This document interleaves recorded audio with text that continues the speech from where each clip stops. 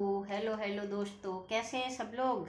ये सभी आज की एकादशी की कथा सुनाऊंगी। आज बहुत दिनों बाद आज है पुत्रदा एकादशी।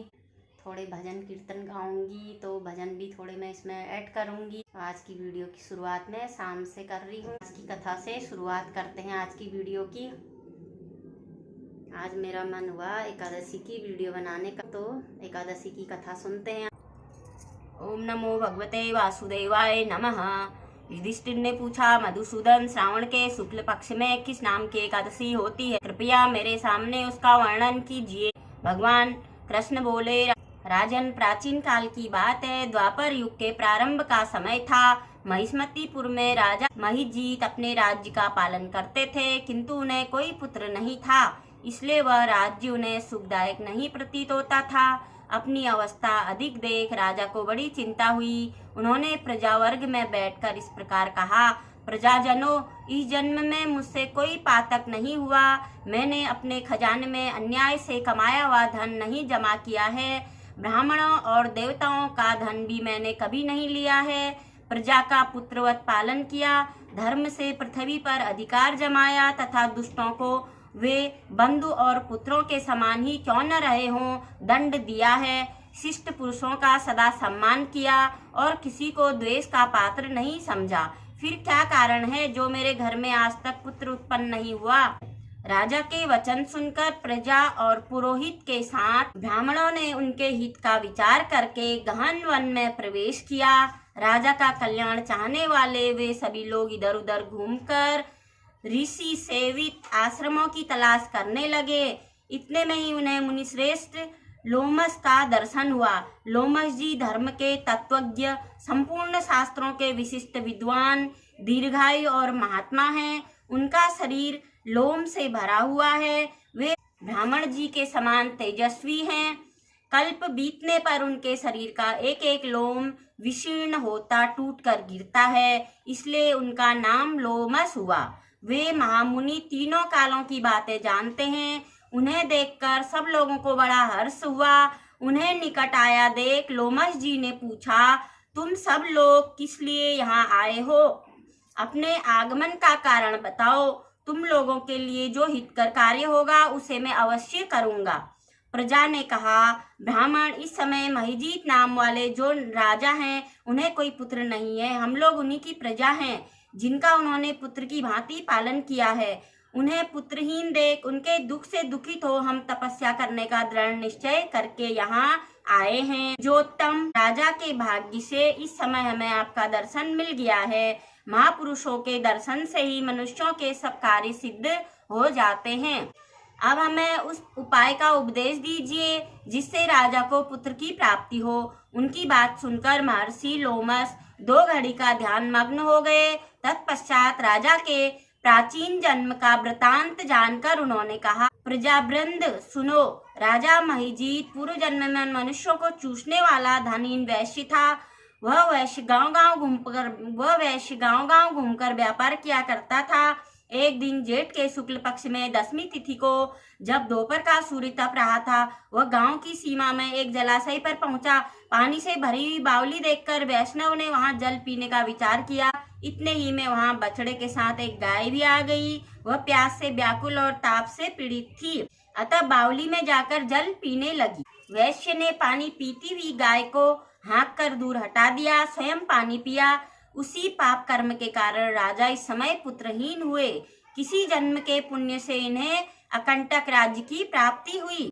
पुराण में सुना जाता है, प्रायश्चित रूप पुण्य से पाप नष्ट होता है, अतः पुण्य का उपदेश दीजिए जिससे उस पाप का नाश हो जाए। लोमस जी बोले, प्रजाजनों, श्रावण मास के शुक्ल पक्ष में जो एकादशी होती है वह पुत्रदा के नाम से विख्यात है। वह मनोवांछित फल प्रदान करने वाली है। तुम लोग उसी का व्रत करो। यह सुनकर प्रजाओं ने मुनि को नमस्कार किया और नगर में आकर विधि पूर्वक पुत्रदा एकादशी के व्रत का अनुष्ठान किया। उन्होंने विधि पूर्वक जागरण भी किया और उसका निर्मल पुण्य राजा को दे दिया। तत्पश्चात रानी ने गर्भ धारण किया और प्रसव का समय आने पर बलवान पुत्र को जन्म दिया। इसका महात्म्य सुनकर मनुष्य पाप से मुक्त हो जाता है तथा इस लोक में सुख पाकर परलोक में स्वर्गीय गति को प्राप्त होता है। ओम नमो भगवते वासुदेवाय नमः। नमो रे नमो तुलसा महारानी, नमो रे नमो। दिल दीवाना हो गया, एक तो तुम देवता हो, दूसरा प्रियता। अब हो जाए थोड़े भजन कीर्तन। सपनों में आना, दिल दीवाना हो गया, वली सूरत पे मोहन, दिल दीवाना हो गया। अच्युतम केशवम कृष्ण दामोदरम, राम नारायणम जानकी वल्लभम। कृष्ण दर्शन तो देंगे कभी ना कभी, तो याद आएगी उनको कभी ना कभी। राम नारायणम जानकी वल्लभम। भोला से बन जाओ भोली, घूंघट को डाल के, एक लहरीदार चुनरिया, एक लहरीदार चुनरिया माथे पर डाल के। भोला से बन जाओ भोली, घूंघट को डाल के। तो बता दो कहाँ छुपेगी ये कंठी ये माला, कहाँ छुपाओगे भोले अपने सर पाँव की माला। ये तो बता दो कहाँ छुपेगा ये गंगा का पानी।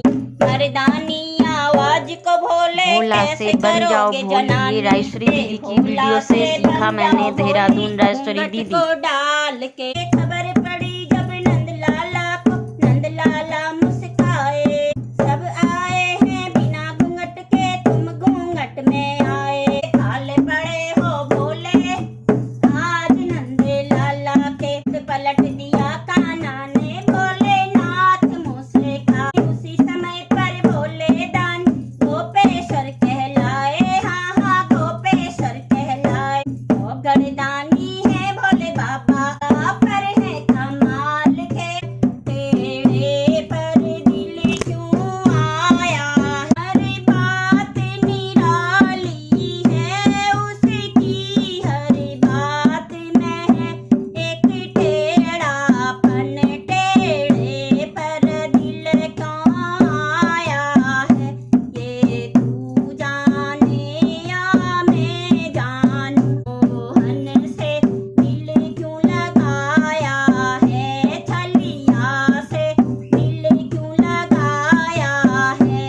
ये तू जाने या मैं जानूं, मिलता है वो मिलता भी नहीं, नजरों से मेरी हटता भी नहीं। यह कैसा जादू चलाया है, ये तू जाने या मैं जानूं। नमः ओम श्री उपेंद्राय नमः, ओम श्री माधवाय नमः, ओम श्री महाबलाय नमः, ओम श्री प्रजापते नमः, ओम श्री विश्वात्मने नमः, ओम श्री सहस्त्राक्षाय नमः, ओम श्री नारायणाय नमः, ओम श्री सिद्ध संकल्पाय नमः, ओम श्री महेंद्राय नमः, ओम श्री वामनाय नमः, ओम श्री अनंत जिते नमः, ओम श्री दामोदराय नमः, ओम श्री कमलापते नमः, ओम श्री परमेश्वराय नमः, ओम श्री धनेश्वराय नमः, ओम श्री मुकुंदाय नमः, ओम श्री सत्यधर्माय नमः, ओम श्री उपेंद्राय नमः, ओम श्री चक्र गदाधराय नमः, ओम श्री कपिलेश्वराय नमः, ओम श्री वराहाय नमः, ओम श्री हयग्रीवाय नमः, ओम श्री शोकनाशकाय नमः, ओम श्री सप्तवाहनाय नमः, ओम श्री वंशवर्धनाय नमः,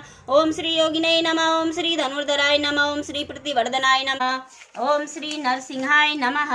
ओम नमो भगवते वासुदेवाय नमः। हरे कृष्ण कृष्ण कृष्ण हरे हरे, हरे राम राम राम हरे हरे। शान्ताकारं भुजगशयनं पद्मनाभं सुरेशं विश्वाधारं गगनसदृशं पुरीगौरं करुणावतारं संसारसारं भुजगेन्द्रहारं सदा वसन्तं हृदयारविन्दे भवं भवानी सहितं नमामि। तमेव माता च पिता तुमेव बन्धु सखा तुमेव विद्या द्रविण तुमेव सर्वं मम देवदेव। ओम जयंती मंगला काली भद्रकाली कपालिनी दुर्गा क्षमा शिवा धात्री स्वासुदा नमोस्तुते। या देवी सर्वभूतेषु लक्ष्मी रूपेण संस्थिता या देवी सर्वभूतेषु गौरा रूपेण संस्थिता या देवी सर्वभूतेषु भगवती रूपेण संस्थिता या देवी सर्वभूतेषु काली रूपेण संस्थिता या देवी सर्वभूतेषु दुर्गा रूपेण या देवी सर्वभूतेषु मात्र रूपेण संस्थिता। नमस्तस्यै नमस्तस्यै नमस्तस्यै नमो नमः।